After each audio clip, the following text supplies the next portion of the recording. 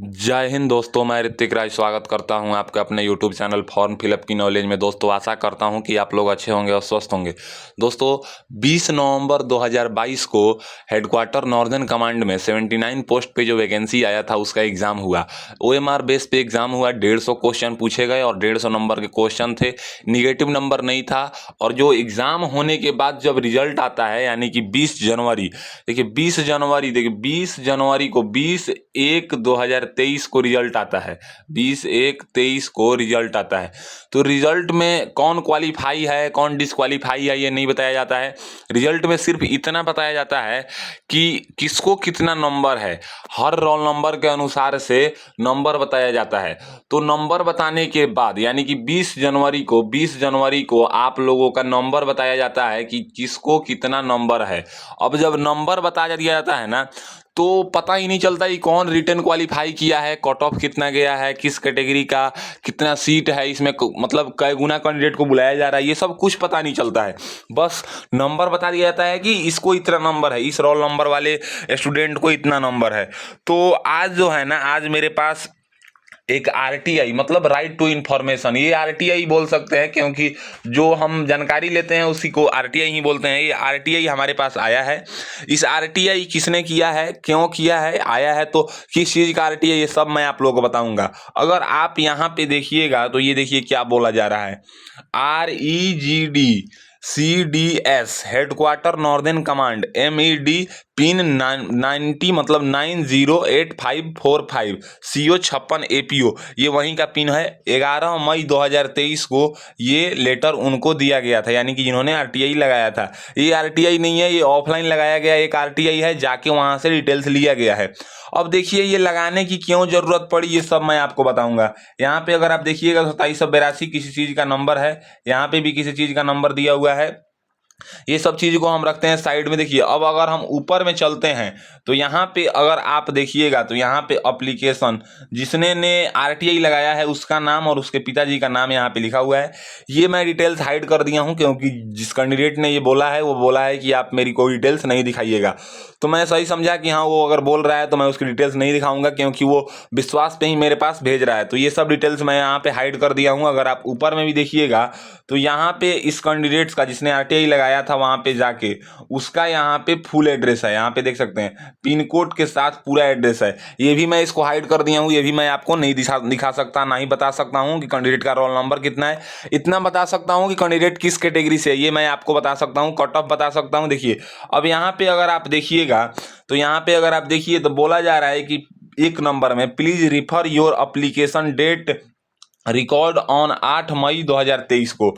अब देखिए 8 मई 2023 को 2 नंबर में बोला जा रहा है कि देखिए यहाँ पे अप्लाइड फॉर वाशरमैन ट्रेड, यानी कि मतलब जिस स्टूडेंट ने RTI लगाया है वो वाशरमैन के लिए मतलब अप्लाई किया था EWS कैटेगरी से, लेकिन वो EWS सर्टिफिकेट मतलब एप्लीकेशन के साथ नहीं दिया था तो उसको UR कैटेगरी में रख लिया गया है।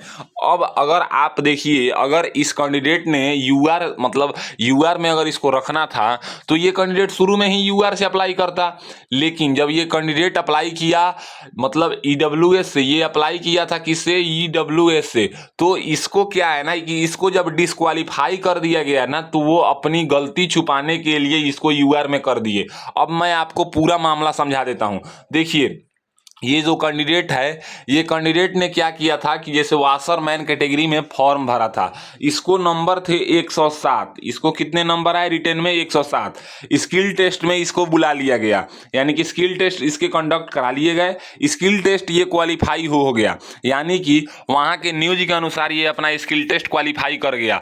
लेकिन हुआ क्या कि इसकी फाइनल मेरिट में नाम नहीं आई। और संजोग से बताइए कि देखिए कि जिसको 105 नंबर थे, यानी कि जिसको EWS कैटेगरी में 105 नंबर थे उसका सिलेक्शन हो गया, लेकिन 107 वाले का सिलेक्शन नहीं हुआ, इसका सिलेक्शन नहीं हुआ। और जिसका 107 नंबर है उसी ने ये आरटीआई लगाया था, लेकिन 105 वाले का सिलेक्शन हो गया और इसने ज्वाइनिंग कर लिया। अब ज्वाइनिंग करने के बाद सवाल आता है ये कि जब ये ज्वाइनिंग कर लिया तो इसको कहीं से ना कहीं से पता लग गया कि इसको जो नंबर है वो है 105, और इसने ये पढ़ने में अच्छा था, अच्छे घर से था, तो ये वाशरमैन का जॉब नहीं कर पाया और इसने ये जॉब को रिजाइन दे दिया। अब ये भाई ने क्या किया कि इसकी जो 105 वाले जो थे कैंडिडेट ईडब्ल्यूएस कैटेगरी में, इसकी इन्होंने क्या किया कि इसकी ज्वाइनिंग लेटर की फोटो मांग ली, सारी डिटेल्स मांग लिया, और वहां पे उधमपुर में पहुंचा कमांडिंग ऑफिसर के पास यानी कि सीओ के पास पहुंचा और पूरी बात बताई। अब जब पूरी बात बताई तो गलती तो उनकी थी। अब सीओ भी जब पूरी मैटर समझा कि 107 वाले का ज्वाइनिंग नहीं हुआ और 105 वाले का ज्वाइनिंग हो गया, तो वो तो खुद फंस गए। तो अब उन्होंने क्या किया कि बोला ठीक है, आप एक एप्लीकेशन लिख के डॉक्यूमेंट्स लगा के दे दो, हम चेक करते हैं कि आपकी ज्वाइनिंग क्यों नहीं हुई। अब जब चेक किया तो पता लगा कि भाई बात तो ये सही है कि 105 वाले का ज्वाइनिंग हो गया है और 107 वाले का ज्वाइनिंग नहीं हुआ है। सेम कैटेगरी में सेम पोस्ट में 105 वाले का ज्वाइनिंग हो गया, 107 वाले का ज्वाइनिंग नहीं हुआ। अब ये जो ज्वाइनिंग मतलब जिसकी गलती से हुआ ना, किसकी गलती से हुआ, तो जो क्लर्क होते हैं ना, जो टाइप करते हैं मेरिट में सभी कैटेगरी वाइज, उन्हीं की गलती से हुआ।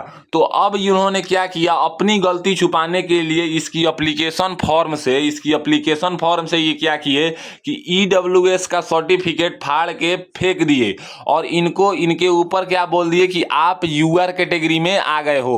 अब आप ईडब्ल्यूएस सर्टिफिकेट नहीं लगाए थे तो यूआर कैटेगरी में आ गए थे, लेकिन ऐसे नहीं होता है। ऐसे होता है क्या कि ईडब्ल्यूएस सर्टिफिकेट आप लगाओ या ना लगाओ, जब फॉर्म भर रहे हो अगर ईडब्ल्यूएस से, तो जब डॉक्यूमेंट्स वेरिफिकेशन हुआ ट्रेड टेस्ट के दिन है तो इसने ईडब्ल्यूएस सर्टिफिकेट दिखाया था, लेकिन सभी मतलब उनकी पूरी प्रशासन ही उनकी है, तो आप क्या क्या कर सकते हैं, कुछ नहीं कर सकते हैं।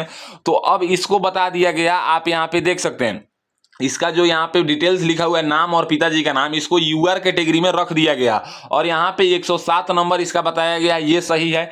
ट्रेड भी सही है, ट्रेड टेस्ट क्वालिफाइड इन्होंने लिख के दे दिया है, लेकिन कट ऑफ मार्क्स क्या है, कट ऑफ मार्क्स यूआर का गया है 129 और ईडब्ल्यूएस का गया है 105। आप देखिए यहाँ पे ईडब्ल्यूएस का गया है 105 और यूआर का गया है 129, तो इसको यूआर कैटेगरी में डाल के और यहाँ पे नोट सिलेक्टेड बोल दिए, यानी कि ये पूरी बोल दिए कि इसमें देखिए, इसमें मेरी कोई गलती नहीं है, आपने जो फॉर्म भरा था उसमें ईडब्ल्यूएस सर्टिफिकेट नहीं लगाया था, जिससे आपका 107 नंबर पे सिलेक्शन नहीं हो पाया। अब देखिए, अब सवाल आता है कि इस कैंडिडेट ने ईडब्ल्यूएस सर्टिफिकेट भी लगाया था, यहाँ पे अगर आप देखिएगा तो ट्रेड टेस्ट भी क्वालिफाई है, पूरी डिटेल सब कुछ इसके पक्ष में होने के बाद भी दुर्भाग्य से इसकी तकदीर खराब थी, जिससे इसका नौकरी जो है ना वाशरमैन में उधमपुर में नहीं मिल पाया। लेकिन देखिए, अब यही बोलते हैं जो 105 वाला था उसको अभी ये गलती हुआ कहाँ पे, तो मैं आपको बता देता हूँ। देखिए, इसमें होता क्या है ना कि जैसे जब मेरिट बनता है या ट्रेड टेस्ट के लिए बुलाया जाता है तो उस टाइम पे क्या हुआ ना कि सबको अपना एक कैटेगरी बांटा जाता है, तो उसी में जो क्लर्क टाइप कर रहा था उसके ईडब्ल्यूएस के जगह पे यूआर डाल दिया। अब गलती से ये तो ईडब्ल्यूएस अप्लाई किया था लेकिन इन्होंने यूआर डाल दिया। अब डालने के बाद हुआ ये कि जब यूआर तो डाल दिया गया लेकिन ये ईडब्ल्यूएस सर्टिफिकेट लगाया था और ये फॉर्म भी भरा है ना, तो उसकी एक कॉपी मतलब फोटो खींच के रख लिया है कि मैंने ईडब्ल्यूएस से ही अप्लाई किया है, मैं यूआर से अप्लाई नहीं किया हूं और मेरा सिलेक्शन नहीं है। इसने ये फोटो भी खींच लिया है और जो पोस्टल ऑर्डर लगा रहे थे 100 रुपए का, उसका भी एक फोटो खींच लिया है। लेकिन अब जब गलती इन्होंने उधमपुर वाले ने गलती कर दिया है कि 107 पे इसका सिलेक्शन नहीं दिया है और 105 पे सिलेक्शन दे दिया है दूसरे कैंडिडेट का, तो इसको यूआर में करके और कैसे भी डिस्क्वालीफाई बता दिए। लेकिन उधमपुर वाले अब क्या गलती कर दिए हैं, अब ये गलती कर दिए हैं कि अगर देखिए, अगर मान लीजिए कि इसका सिलेक्शन नहीं हुआ तो जब इसने वहां पे गया और आरटीआई लगाया तो इसको ट्रेड टेस्ट डिस्क्वालीफाई अगर बताते तो चल जाता, इसकी भी संतुष्टि हो जाती कि चलो हमने ट्रेड टेस्ट डिस्क्वालीफाई मैं डिस्क्वालीफाई हूँ, लेकिन इसको ट्रेड टेस्ट में क्वालिफाई बता दिया और नॉट सिलेक्टेड बता दिया, क्योंकि आप यूआर कैटेगरी से थे और यूआर की कट ऑफ 129 थी और ईडब्ल्यूएस की कट ऑफ 105 थी। लेकिन ये ट्रेड टेस्ट क्वालिफाइड बताने के बाद इसके पास पूरी सबूत है कि मैंने ईडब्ल्यूएस से ही फॉर्म भरा है। लेकिन अब ये कर क्या सकता है, तो अब इसके पास कोर्ट में केस लड़ने के अलावा कोई उपाय नहीं बचा है। अब ये कोर्ट में ही केस लड़ सकता है अपनी पूरी डिटेल्स दिखा के। वहां पे आपको 50,000 1 लाख रुपए जितने रुपए खर्च हो ये आपको खर्च करने पड़ेंगे, तभी जाके इसका कुछ हो सकता है। लेकिन देखिए कि कितनी बड़ी गलती है कि यहाँ पे आप देख सकते हैं, यहाँ पे उधमपुर का पूरा यहाँ पे साइन मोहर कमांडिंग ऑफिसर का ये सब यहाँ पे डिटेल्स दिया हुआ है। लेकिन देखिए यहाँ पे देखिए ये बोल रहा है this is for your information please, मतलब अगर ये इन्फॉर्मेशन के लिए बता रहे हैं। लेकिन देखिए कितनी बड़ी ये मिस्टेक है उधमपुर वाले का कि जो मतलब इनका सिलेक्शन नहीं दिया 107 वाले पे और 105 पे सिलेक्शन दे दिया है। जिसको 105 पे सिलेक्शन दिया है उन्होंने जॉब को रिजाइन देकर वहां से छोड़ के चला आया है।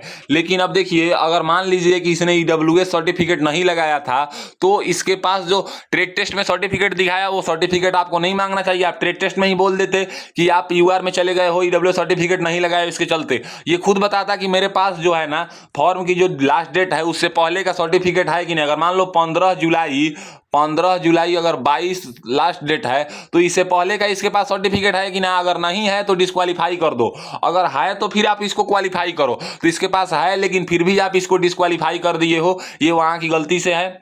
तो देखिए वीडियो बनाने का मकसद जो था बस यही था कि देखिए इसका जो सिलेक्शन है इसका सिलेक्शन नहीं हो पाया है 107 नंबर पे और कट ऑफ गया है 105 नंबर। यहाँ पे देखिए 105 नंबर कट ऑफ गया है। अगर हम बात करें तो यूआर का जो कट ऑफ गया है वो गया है 129 नंबर। अगर वाशरमैन में यूआर से है तो आपका सिलेक्शन हो गया। अब आपको पता चल गया होगा जो भी लोग ट्रेड टेस्ट दिए होंगे कि उनका सिलेक्शन क्यों नहीं हुआ। अगर आपका 129 नंबर है, सिलेक्शन नहीं हुआ है, तो आप लोग भी केस कीजिए और लड़िए। लेकिन अगर 129 से कम है यूआर कैटेगरी में तो सिलेक्शन नहीं हुआ। अभी तक मुझे दो ही कैटेगरी का कट ऑफ पता चला है, यूआर का और ईडब्ल्यूएस का। अगर इसके अलावा भी पता चलता है तो मैं जरूर बताऊंगा। आई होप आपको ये वीडियो पसंद आएगी। अगर पसंद आती है तो इस वीडियो को लाइक कीजिए एंड ऐसा ही इंफॉर्मेटिव वीडियो के चैनल को सब्सक्राइब कीजिए। आज के लिए बस इतना ही, मैं आपसे विदा लेना चाहूंगा। तब तक आप लोग देखते रहिए मेरा यूट्यूब चैनल फॉर्म फिलअप की नॉलेज।